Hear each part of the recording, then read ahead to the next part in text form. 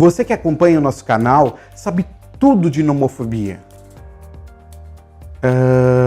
Não? Dependência digital? Bom, se você está chegando pela primeira vez, muito obrigado pela preferência. Se você que está inscrito no canal nunca viu o vídeo de nomofobia ou dependência digital, clica por aqui no link que você vai saber de tudo. Bom, o negócio é o seguinte, como essa coisa da dependência digital pode influenciar na sua vida? A gente já vive o tempo inteiro ali, ó. O tempo inteiro. E eu sou uma das pessoas que estou sempre online. Você já imaginou como vai ser depois da quarentena do coronavírus 19? Gente, presta atenção.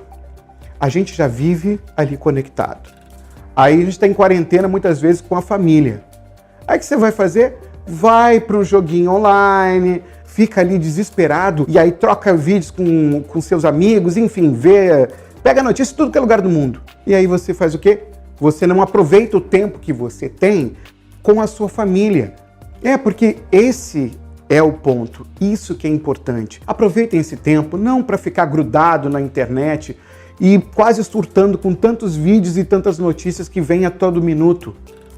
Aproveita a sua família, o convívio, faz videoconferência, e isso é legal. Para descomplicar a dependência digital, eu entrevistei o psicólogo Igor Londeiro, que é especialista nessa área. Confere aí a nossa entrevista. Descomplica Brasil. Descomplica Brasil. Descomplica Brasil. Descomplica Brasil. Descomplica Brasil. Descomplica Brasil. Descomplica Brasil. Descomplica Brasil. Descomplica Brasil. Igor, primeiro eu quero dizer que é um prazer te ter aqui no programa. A gente já teve uma conversa, né, quando você assistiu o primeiro vídeo, né, sobre dependência digital. Mas agora, com o coronavírus, surgiu, inclusive, uma oportunidade, né? Eu queria saber o seguinte, se eu não estou errado, você falou que trabalha com dependência digital, um terapeuta. Exato, as pessoas geralmente não têm muita ideia, né? Que isso é uma patologia moderna, vamos dizer assim, né? Dentro da área das dependências, né? As dependências comportamentais. Antigamente nós tínhamos mais as dependências químicas, dependência de álcool, cocaína, o próprio tabagismo, né? Que eram mais elencadas na parte de dependência química.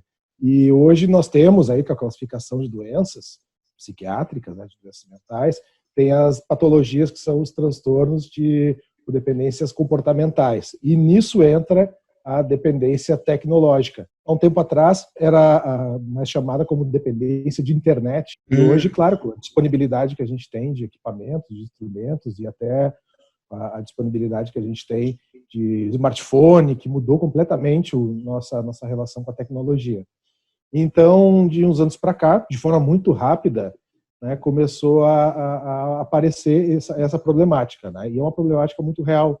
Ela, primeiro, há um tempo atrás, ela aparecia como um problema, muitas vezes, que não era o problema central, era como a gente chama na nossa área, né, na psicologia, na psiquiatria, como um problema de comorbidade, né? E hoje a gente vê que são casos primários, né? Ou seja, que necessitam de um tratamento específico para essa problemática e que necessariamente, às vezes, não tem um transtorno secundário, né? Seja depressão, transtorno de ansiedade. As dependências tecnológicas, isso é importante dizer, elas estão no rol dos transtornos de controle de impulsos, né? Que são vários, que é uma categoria relativamente recente, não tem mais que 15 anos. Né? E aí tem um pouco de comportamento, né? As pessoas geralmente, por exemplo, redes sociais, né? Elas postam muito, elas ficam esperando muito like e estão sempre felizes. Isso é uma forma eu acredito que mais que um transtorno digital, me corrija se eu estiver errado, mas sim, a pessoa já tem um quadro ou depressivo ou de ansiedade, enfim, porque ela precisa dessa aceitação. Pode ser. A questão, assim, hoje a gente não tem mais, do ponto de vista cultural, não tem mais como diferenciar o mundo real do mundo online. Então, falar do mundo online hoje, distinguindo um ou outro, não é o correto. Assim, até porque, né, a gente tem os nativos digitais, né, que são aqueles que nasceram já com esse mundo digital, né, na palma da mão, já vivenciando isso de uma realidade. Nós não, né, Regis? Nós somos ainda... Eu costumo dizer, assim, eu costumo brincar que nós não nascemos nessa era digital. Mas éramos né? analógicos. Isso, a gente nasceu da era analógica, né? Nossos pais nem analógicos eram, né? Eles eram mecânicos. Né? A lógica deles era apertar um botão que fazia um mecanismo disparar do outro lado, né? Nós já temos os circuitos na nossa cabeça. E aí a entrada das redes sociais de uma maneira mais forte aí a partir da primeira década, né, do ano 2000 ali, e esse boom, né, é uma coisa muito recente ainda, né? Nós estamos em 2020 e se a gente for pensar em termos de realidade cultural, as redes sociais, elas não impactam a nossa vida não mais do que 10 anos, mas elas promoveram uma revolução, né, na forma da gente se comunicar, na forma de se informar, principalmente, né, e na forma de interagir com as pessoas. Então, ali começam relações reais, né, nesse mundo que a gente estava fazendo essa distinção. Né? Então, são relações reais. A questão, como tu levantou, sobre as relações nesses meios sociais, né, e das pessoas acabarem ficando esperando, né, o like, a aprovação social, tal.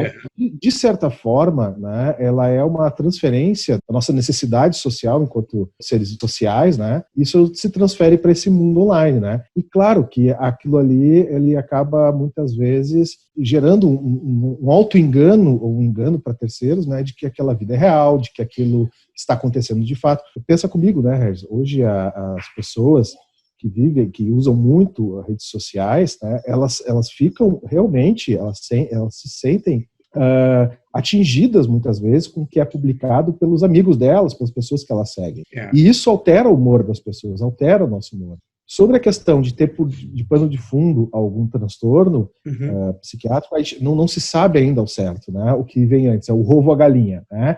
Se já existia algo por trás, né, desse indivíduo que de repente se utiliza mais, que tem mais esse hábito e que é atingido, não se sabe se ele já tinha de pano de fundo pode ser um transtorno de ordem emocional, ou até um transtorno mental relacionado a, por exemplo, depressão, como tu falou, né? Se isso é a causa ou é uma consequência também da relação, isso que se tenta, né, estabelecer. A gente que tem uma influência muito grande e que muitas vezes uma prescrição até, uma prescrição terapêutica, seja lá do psiquiatra ou do psicólogo, muitas vezes é o afastamento da rede social, né? Por um tempo, fazer um detox, tal, porque aquilo pode sim influenciar muito o humor dela. Mas o que vem antes a gente não tem razão ainda. E uma coisa, pandemia, desculpa lhe cortar, pandemia. Sim. Existe a quarentena, mas vamos tratar das horizontais. A gente tem esse problema com o convívio social real, né? Mas agora todo mundo tem que ficar dentro de casa. Aí vem a minha pergunta. Jogos online, redes sociais, aplicativos de comunicação, vamos chamar assim, sites de jogos ou excesso de site de informações. Como é que isso pode interferir nesse momento de quarentena no convívio social do indivíduo com a sua família? Como vai ser pós-quarentena? É a pergunta de 1 milhão, né? Estamos aí há pouco tempo na realidade brasileira, mas acompanhando outros lugares do mundo, né?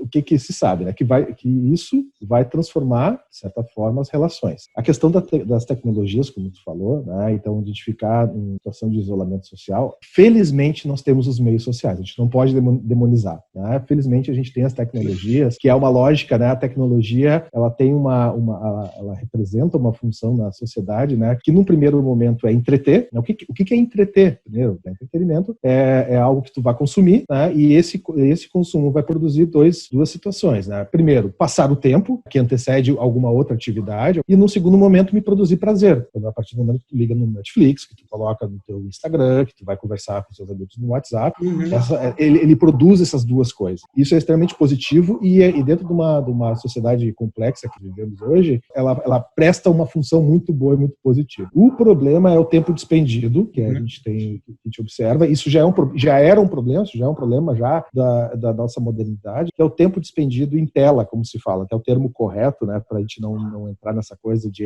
Facebook, Instagram e tal, é o tempo despendido em tela. Quando a gente fala toda essa lógica de tecnologia, elas são feitas, elas são produzidas, eu sei porque eu também estudo isso, né, elas são produzidas para justamente prender uma das coisas mais importantes da nossa vida, que é a atenção. Se a gente for ver, né, faz parte de um jogo, né, é um jogo complexo, um jogo inclusive mercadológico, e é uma disputa que realmente é muito difícil, é uma batalha muito difícil. Por quê? Porque essas tecnologias, ela atinge justamente na parte do circuito de recompensa cerebral, tá? Pensa comigo, assim, hoje a gente tem estudos que falam que o circuito de recompensa cerebral é equivalente a uma gratificação por exemplo, doce. Né? O açúcar é um mecanismo cerebral de recompensa. Assim como a cocaína, né? A cocaína ela atinge diretamente o circuito de recompensa cerebral. Está dentro de casa, a pessoa em quarentena, está ali com a família, ou mora sozinho e fala mais com os parentes por telefone ou aplicativos. Você acha que pode piorar muito por ter que ficar isolado? Quanto isso pode ser pior daqui mais um mês ou dois, enfim, após a quarentena? O que a situação de restrição social, né, nos mostra, né, que essa obrigatoriedade do convívio vai fazer aparecer tanto coisas boas quanto coisas ruins, que há tempos talvez deveriam ter sido trabalhadas também. A partir do momento que nossa vamos chamar assim, não é nossa liberdade não está restringida, né? É uma escolha nossa. Não temos ainda agora uma restrição social. O que nós temos é uma medida de afastamento social, uma recomendação. Ninguém está obrigado, né, a não sair. E as pessoas tomaram consciência disso, né? Isso é importante. Então, são decisões individuais que acabam impactando num coletivo. E a questão da tecnologia, ela pode vir a tomar isso é uma preocupação, né, que a gente tem, e ela pode vir a assumir um papel de ser um escape, como ela tem muitas vezes. Ela pode cumprir essa função de ser justamente algo que faz eu me esquivar de outras coisas. Às vezes a gente tem uma coisa muito chata para fazer, né? E aí quando tu vê, tu passou uma tarde ou uma noite assistindo Netflix, olhando tuas redes sociais e tal. Ou seja, aquilo só foi um meio, né? Um meio para justamente te esquivar daquela situação. É como se eu estivesse alimentando alguma coisa dentro do meu cérebro, né? Para passar o tempo dentro daquelas funções que eu falei no início. E aí que é um perigo, né? De as pessoas ficarem muito tempo dentro da tecnologia para justamente pegar essa função, por exemplo, de ser o escape, porque realmente, como tu falou, assim, né, a pessoa ainda tem ainda, quando a gente estava podendo ir para o trabalho e tal, e distensionava as relações em vários aspectos, e hoje não. O que vai acontecer, não se sabe ainda. Uma preocupação que a gente imagina que vai acontecer, o aumento de dependência de tela, dependência de tecnologia. O que é dependência? É importante, Raiz. Dependência é quando, não é só simplesmente porque eu gosto, né, porque eu gosto de Instagram, porque eu gosto de Facebook, não é gostar. É a pessoa experimentar algum desconforto quando afastado daquilo. Isso é dependência. É quando a pessoa, se ela se vê obrigada a ser afastada daquilo, ou não ter acesso àquela tecnologia, ela começa a experimentar algum desconforto, que é similar à abstinência, né? A abstinência é a falta daquele produto. Então isso é dependência. Então a gente se preocupa, principalmente com crianças e adolescentes, tá? Porque crianças e adolescentes, a gente sabe como é que são as dinâmicas familiares. E não é fácil tu manter uma criança pelo período de, sei lá, 12 horas, 14 horas contínuas, entretida, né? E muitas vezes o caminho mais simples é a disponibilidade de tela, a disponibilidade de um celular, de um smartphone, de um computador ou tablet. E isso acaba distensionando a relação, mas também pode causar um problema ali na frente que a gente já imagina que vai ter. Hoje a gente tem o nosso serviço, né? Nosso serviço lá na Londres Ogden, no nosso serviço a gente já tem, né, serviço especializado justamente, e um público muito grande que nos busca são pais, né, com crianças com esse problema de ficar horas no videogame, e quando são afastadas elas têm verdadeiras crises, né, e crises muito sérias, assim, e perturba sono, perturba a relação familiar, perturba os estudos, né. Eu acho que a primeira questão é tentar manter um planejamento, né? Eu sei que todo mundo fala isso, né? E dentro da situação agora de afastamento social, a gente ter um planejamento em relação às atividades, principalmente quem tem crianças, tá? Vamos dividir. Quem tem crianças, né? E os adultos. E uma coisa que nós não falamos muito, que foi da questão das pessoas solitárias, né? Pessoas que vivem sozinhas, né? Que tem sua casa, mora sozinha e tal, né? E que as tecnologias têm auxiliado muito para que não se sintam sozinhas, né? Uma coisa é estar sozinho, outra coisa é a sensação de solidão. Então, primeira questão em relação aos pais, né, planeje a atividade dos seus filhos, né? Eu sei, e tem a questão escola que se mantém, né? As crianças devem continuar com as atividades escolares, como tem mantido, né? E a questão da disponibilidade de tela, manter um controle. né? Manter um controle. E o que é o manter o controle? Não existe hoje uma diretriz específica de quantidade de consumo de tela, de tecnologia, uma quantidade que seja a ideal, tá? Não existe. Tem vários estudos que mostram, assim, a não ser que, né, crianças em primeira infância, né, o importante, em primeira infância, do 0 aos 6 anos, né, é importante quanto mais tardiamente apresentar, melhor, tá? Nunca menor que 2 anos. Mas a disponibilidade de tela, usar uma racional, tá? Que é uma racional que funciona para tantas outras coisas. Por exemplo, a nossa atenção, ela tem uma variabilidade, ela varia a cada 30 minutos. 30, 40 minutos. O que significa? Né? Nós temos uma capacidade normal, vamos dizer assim, né? Pessoas com desenvolvimento normal, de manter a atenção concentrada, sustentada, de 30 a 40 minutos. Né? E depois ela faz uma virada, ela vai fazendo, né? A nossa atenção ela é flutuante. Então, atividades como essa de tela e tal, nunca exceder mais do que 40 minutos. Justamente porque, a partir desses 40 minutos, a criança, o adolescente pode começar a experimentar alterações de humor. E é notável, quem tem, notório, né? Quem tem criança, adolescente, vai perceber que depois que corta ali, ela fica por um tempo ainda, parece que ligada naquilo ainda, tá? Então, pode fazer vários pedaços durante o dia, alguns pedaços durante o dia dessa variação. Para nós adultos, né, eu diria, tenta variar também suas atividades, variar suas atividades em termos do mais simples para o mais complexo, desde a questão que a gente está tendo que fazer também, né, cozinhar, lavar louça, lavar roupa, essas coisas, caminhar no pátio, quem mora em apartamento, ir até a janela, dar uma caminhada na rua, hoje não é proibido, né, isso, né, mas fazer essa variabilidade. E autoobservação, né, de que vai ter momentos que ele vai estar mais na tecnologia e tal, e tentar evitar, né, e nos momentos que for mesmo, senta, conversa, interage com as pessoas, enfim, se é para usar o WhatsApp, usa o WhatsApp, mas usa durante um tempo, depois vai. Essa seria basicamente a recomendação que a gente tem. E eu quero agradecer você, Igor, pelo seu tempo, por esse tema que todo mundo tem interesse de saber. Claro. Né? Claro. Só não sabe muito bem qual é o nome, se é uma patologia, se não é, né? Como é que eu trato, como é que eu não trato. Quem tiver em Porto Alegre, como é que faz para falar contigo na tua clínica? Inclusive nós não lançamos ainda oficialmente, então, né, eu acho que tu és o primeiro que a gente está conversando assim, sobre o nosso serviço. Nós não lançamos oficialmente, a gente já tem algumas pessoas que já nos conhecem e tal, mas nós temos se chama Amatec, né, que é o Ambulatório de Adições Tecnológicas, né, que fica aqui em Porto Alegre. O nosso site é lzpsicologia.com.br/Amatec. Que nós vamos colocar nas descrições. Legal. E lá dentro dessa subpágina do Amatec, nós temos um teste, né? É um questionário que a pessoa 20 perguntas, né? Onde a pessoa é de autoavaliação, né? E que vai ver a frequência e a intensidade, né? E vai dar um direcionamento para essa pessoa de mostrar para ela o quanto como é que é o hábito de uso dela de tecnologia.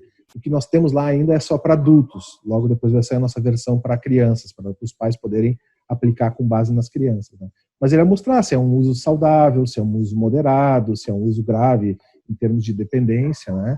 Então a gente está estruturando lá o site ainda, ele não está 100% pronto, mas já está funcional, esse teste já está funcional, que as pessoas já podem entrar lá. O Amatec, a gente conta com vários colaboradores, sou eu coordenador, né, com psicólogos, temos outros tantos psicólogos que trabalham conosco, e a gente trabalha tanto na frente de tratamento quanto na parte de prevenção, né, nós damos palestras em escolas, estruturamos materiais educativos, né, porque, Regis, é uma problemática, né, que muitas vezes a gente não está atento, e quando de repente vem alguém, como no teu programa, que é muito bom isso, né, e vem alguém que pega e dá atenção para isso e diz assim, olha aqui, ó, né, acende uma luzinha, e de repente a pessoa diz, poxa, olha só, né, não acha que o fulaninho está ficando muito tempo, né? Às vezes pelo próprio consultório, né, eu sou psicólogo, atendo clinicamente, e às vezes os meus próprios pacientes, assim, né, pacientes que vêm por outras questões tantas, e aí eles conhecem o nosso serviço, né? Teve agora, foi recente, mês passado, de um cliente que ele conheceu o nosso serviço e ele disse assim, sabe que eu acho que eu tenho esse negócio, porque eu fico demais no Twitter e tal, e quando eu vejo o meu dia acabou, eu não produzi nada, né? O que faltava para ele era informação, porque a autocrítica ele já tinha, né? Ele já percebia que era uma coisa que atrapalhava ele, né? E a autocrítica ele já tinha, o que faltava era informação. Então, por isso que é legal a gente poder trocar essa ideia e dar essa informação para as pessoas, que pode se tornar um problema, e é um problema que tem solução. Tem formas de lidar muito simples. Então tá, eu quero te agradecer de novo. Eu quero dizer para as pessoas que vão estar os links, os sites, eu vou buscar também estudos que você tenha, Igor, que matérias que a gente possa colocar na descrição. E é isso aí, gente. E aí, curtiu o nosso vídeo? Então te inscreve no canal, deixa teus comentários, dá like e nos segue nas nossas redes sociais. Eu te vejo no próximo vídeo. Descomplica Brasil.